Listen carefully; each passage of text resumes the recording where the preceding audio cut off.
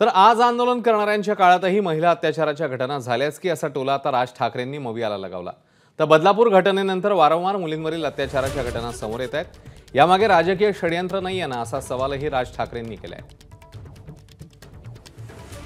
National crime record ब्युरोच्या नुसार 2022च्या नुसार आकडेवारीनुसार महाराष्ट्रात उत्तर प्रदेशच्या खालोखाल महिलांवरील अत्याचाराची प्रकरणे समोर आली आहेत।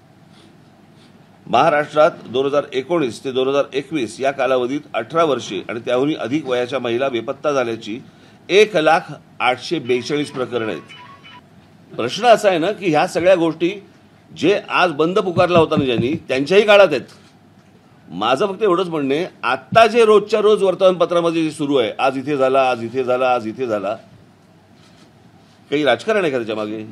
निवडणुका आल्या, आता सरकारला बदनाम करा या दृष्टिकोनात। मग ह्यांच्याही सरकारच्या काळामध्ये होतंच की, लॉकडाऊनच्या काळामध्ये उद्धव ठाकरेंचं सरकार होतं, त्याही काळामधला आकडा तुम्हाला दिला, त्याचं काय करणार?